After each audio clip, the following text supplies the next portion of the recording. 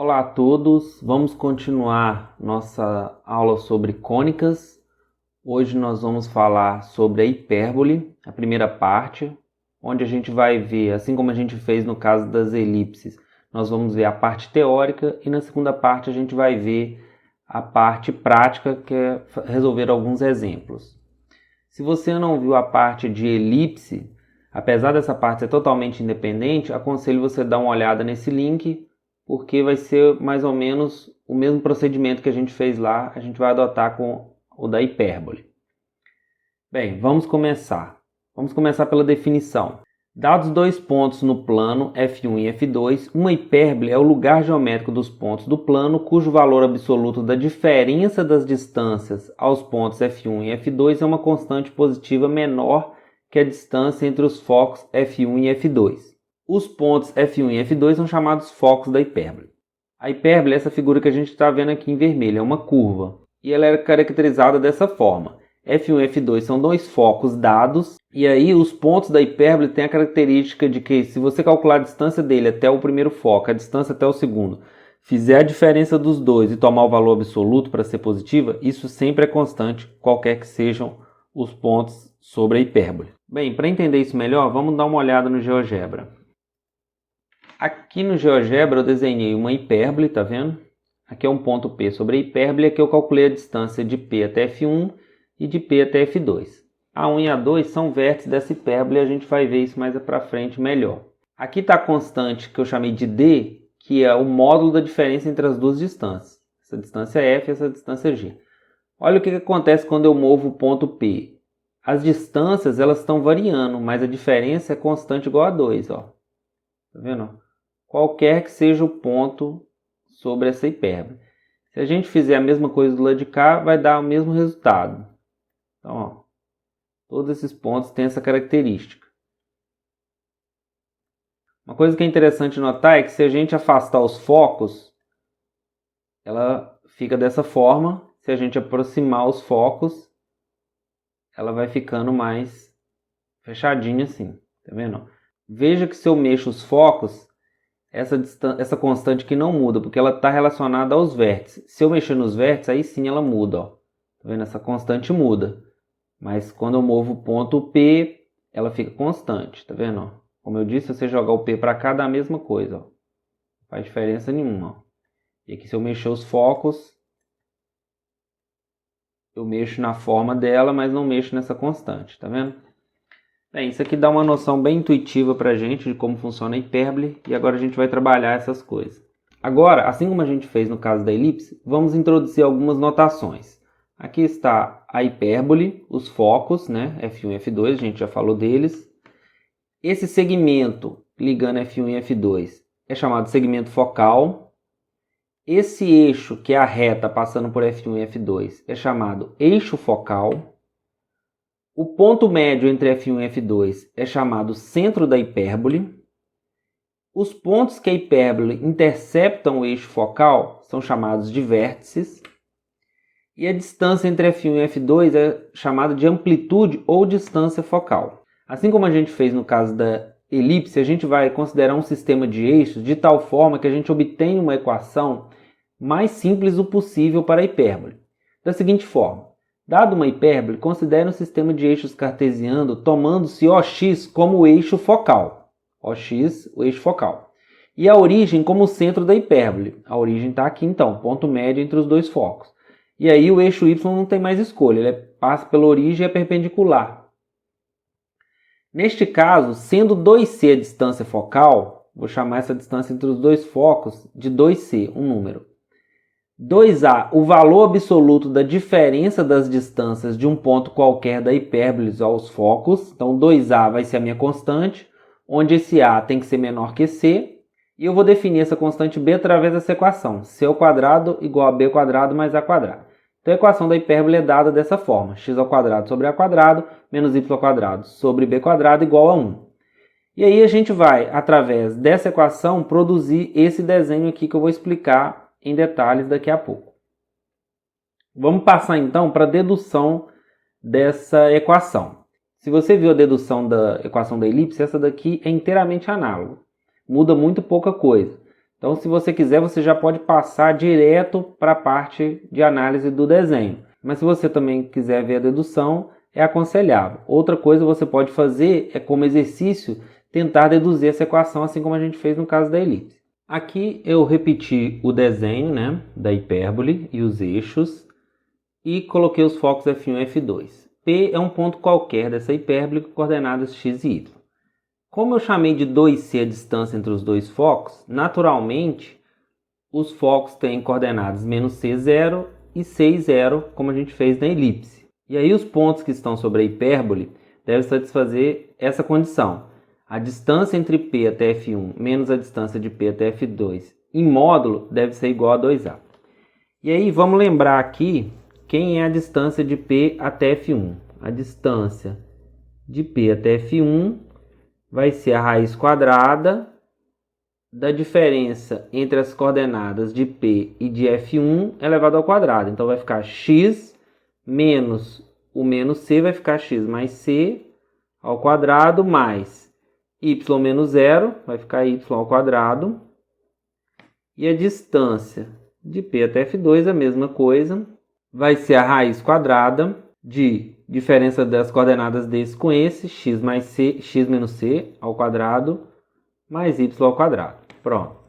E aí eu vou aplicar isso daqui. Então a primeira coisa que eu vou observar é o seguinte.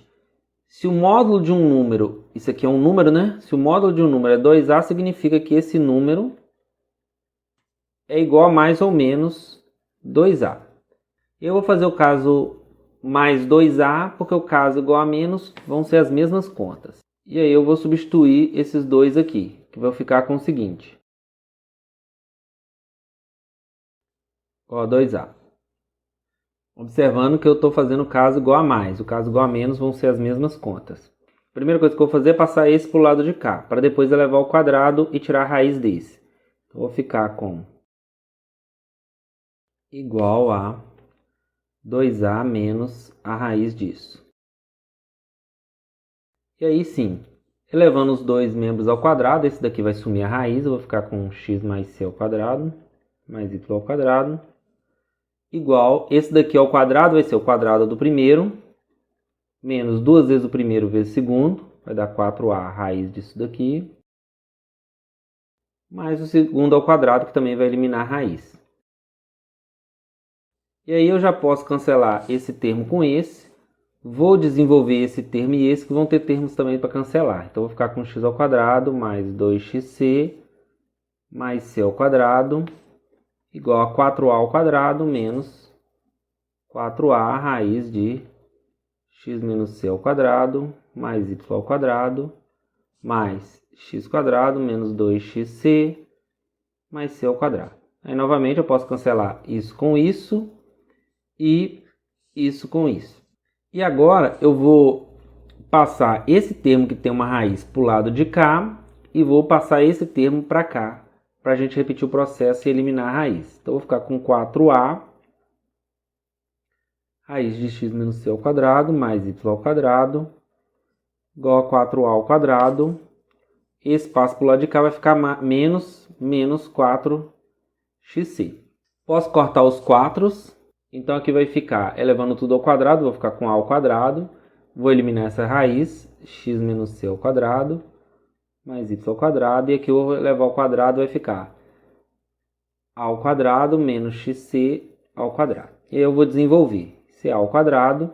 Desenvolvendo isso aqui vai ficar quadrado do primeiro, 2 vezes o primeiro vezes o segundo, mais o segundo ao quadrado, mais y ao quadrado. A quarta menos 2 vezes o primeiro vezes o segundo, 2a quadrado xc, mais o segundo ao quadrado, que é x quadrado, c ao quadrado. Distribuindo esse cara aqui, vai ficar a ao quadrado x quadrado, menos 2a quadrado xc, mais a ao quadrado c ao quadrado y ao quadrado igual a, repetindo esse, ao quadrado y ao quadrado igual a, repetindo esse. Pronto. Com isso, o que a gente tem? A gente pode cortar esse termo com esse. Agrupando de uma forma esperta, agora eu vou juntar esse termo que tem x quadrado com esse, do lado de cá da igualdade. E vou passar esse termo que tem y quadrado também para cá. e o restante eu vou passar para o lado de cá. Então, o que eu vou ficar?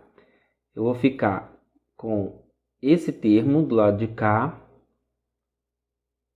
a quadrado, c quadrado, menos, vou passar esse a quarta para cá, a quarta, igual. Aí, como eu disse, vou agrupar esses dois, passando esse para o lado de cá vai ficar com o sinal de menos, e colocando x quadrado em evidência, vou ficar com isso. Só você desenvolver, você volta nisso daqui, né? Você joga aqui a quadrado, x quadrado, passa para o lado de cá, ele fica positivo. C quadrado, x quadrado está aqui. E esse outro termo também eu vou passar para cá. Vai ficar como menos a quadrado, y quadrado. E aí eu vou ficar aqui com, vou colocar a quadrado em evidência, vou ficar com c quadrado menos a quadrado, e do lado de cá, mesma coisa, vou repetir. E aí agora eu vou chamar isso daqui de b quadrado. B quadrado vai ser c quadrado menos a quadrado, para simplificar. Então eu vou ficar com a quadrado, b quadrado igual a b quadrado, x quadrado menos a quadrado, y quadrado. E aí eu vou escrever o contrário. Eu vou escrever esse cara primeiro e depois esse, que é a mesma igualdade.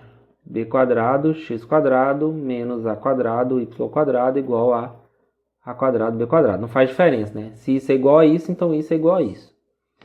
E aí, para finalizar, eu divido tudo por a quadrado, b quadrado. Então fica a quadrado, x quadrado, para aqui ficar 1, né? Sobre a quadrado, b quadrado, menos a quadrado, y quadrado, sobre a quadrado, b quadrado, igual a 1. E aí cancelo esse termo com esse termo com esse, e eu chego na equação que eu queria. X quadrado ao quadrado, menos y quadrado, b quadrado, igual a 1. Quem viu a aula de elipse já conhece, né? Essa é a famosa história do patinho feio. Começou com um pato feio e depois virou um cisne muito bonito. Agora que a gente deduziu essa equação e já chegou nessa expressão também, vamos olhar e construir esse desenho aqui. Então aqui está o sistema de eixos, que a gente quer construir o desenho da hipérbole. E aí, uma das coisas que a gente vai observar primeiro é onde que essa hipérbole intercepta os eixos coordenados. Então, quais são os pontos da hipérbole que interceptam o eixo x? Vai ser quando o y é igual a zero. Porque essa equação aqui ela deve ser satisfeita por todos os pontos que estão sobre a hipérbole. Então, quais são os pontos que têm coordenada y igual a zero? Substituindo aqui, eu vou ficar com x quadrado sobre a quadrado igual a 1. E eu tenho que x quadrado é igual a quadrado. Com isso, eu tenho que x vai ser mais ou menos a. Então, eu já tenho os primeiros pontos da minha hipérbole. Vamos dizer que eles estão por aqui assim. Coordenada x de um deles é a. E a outra vai ser menos a. A gente pode ver, a gente já sabe pelo desenho que ela não intercepta o eixo y, mas a gente pode verificar isso algebricamente. A pergunta é, quando que a coordenada x é igual a zero na hipérbole? Se você substituir aqui, você vai ficar com menos y quadrado sobre b quadrado igual a 1. Passando o b para cá, menos y quadrado igual a b ao quadrado, que é maior que zero. Então você tem y quadrado é um número maior que zero, com menos é negativo, igual a um número positivo, que é um absurdo. Então isso significa que não tem nenhum ponto com coordenada x igual a zero, ou seja, a hipérbole não intercepta o eixo y, como a gente já tinha visto no desenho que eu apresentei para vocês.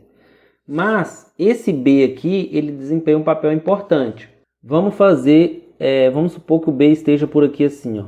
Vou marcar esse b, vou marcar esse b aqui no eixo y, que a gente chama de eixo conjugado. A hipérbole não passa por aqui, mas ele vai desenvolver um papel importante, que é o seguinte, na construção daquele desenho. Se você observar bem, o C ele nasce desse triângulo retângulo aqui, né? Ele tem essa hipotenusa aqui, porque esse aqui é A, aqui é B, e o B tem que satisfazer essa equação, então isso significa que passando o A para o lado de cá, você fica com B quadrado mais A quadrado igual a C quadrado. Isso aqui é uma equação do Teorema de Pitágoras. Então, se aqui você tem um triângulo retângulo, né, com um cateto A e cateto B, a hipotenusa só pode ser C por causa dessa equação. Mas, outra coisa que a gente vai analisar é o seguinte. Olhando para essa equação aqui, vou escrevê-la de uma outra forma. Olha só. x² sobre a quadrado menos y² sobre b ao quadrado. Eu vou querer mostrar que essa hipérbole ela tem assíntotas. Isso é um conteúdo de cálculo 1, mas eu vou tentar justificar aqui sem usar os conceitos de cálculo. Olha só, eu posso passar o x² sobre a² para cá, eu vou ficar com menos y² sobre b ao quadrado igual a 1 menos x² sobre a². Se eu multiplicar por menos 1, vou ficar com y² sobre b ao quadrado igual a x² sobre a² menos 1. Se eu multiplicar tudo agora por b², eu vou ficar com y², vai cancelar com esse y² igual a b² x² sobre a² menos b². E agora, por fim, eu vou dividir tudo por x². Então, eu vou ficar com y² sobre x² igual, o x² vai cancelar aqui, b² sobre a² menos b² sobre x². Bem, agora imagina o seguinte, à medida que esse x vai ficando muito grande, x é um ponto aqui no eixo x, imagina que ele está ficando muito grande, você está andando com ele para cá, né? Você começou aqui do zero e foi andando com ele indefinidamente para cá. Esse número aqui, ele vai ficando muito pequenininho, ele vai ficando muito próximo de zero, né? Porque b², que é um número fixo, dividido por um número muito grande, né? Se você for aumentando o denominador, isso aqui vai ficando muito próximo de zero.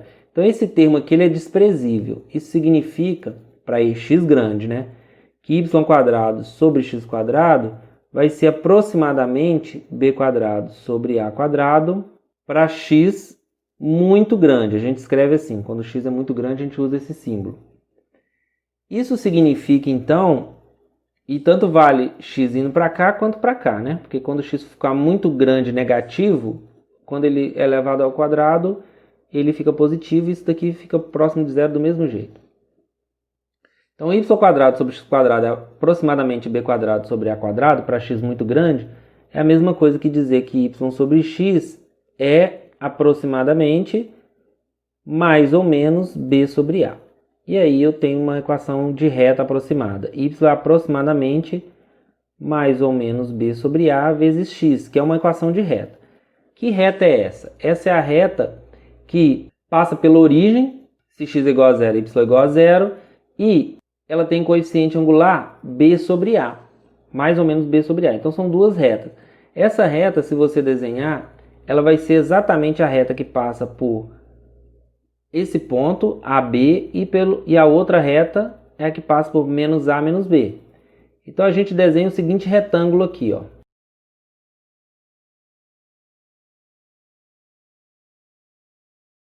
A gente desenha esse retângulo e marca essas retas que passam pela origem, esse ponto, e que passam pela origem, esse ponto. Que eu vou marcar elas pontilhadas.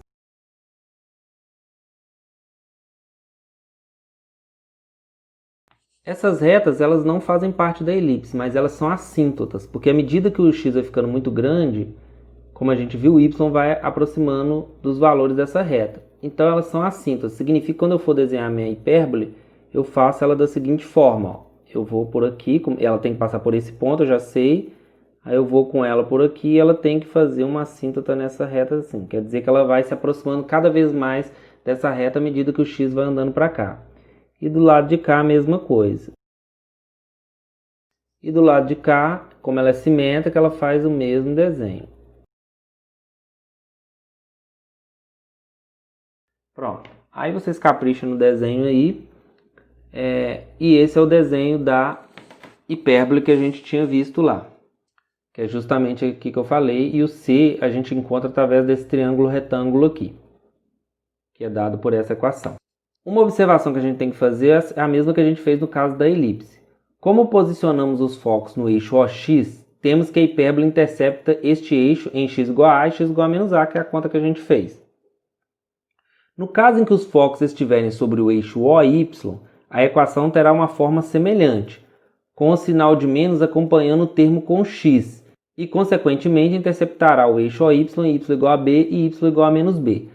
No caso em que o eixo focal for o eixo y, a gente vai ter esse desenho. A equação vai ficar a mesma coisa, só que quem determina onde que estão os focos é o sinal. Não é igual no caso da elipse. O sinal aqui está acompanhando o x, então significa que o foco está aqui. E aí ela vai ser dessa forma, onde A é o coeficiente abaixo do x e B é o coeficiente abaixo do y, que nesse caso agora vai ser o vértice. Mas não muda nada, a dedução é a mesma. Então nessa aula a gente, como eu disse, viu os aspectos teóricos da hipérbole e na próxima aula a gente vai fazer uns exercícios práticos para consolidar esses conhecimentos. Bem, é isso. Espero que vocês tenham gostado e até a próxima.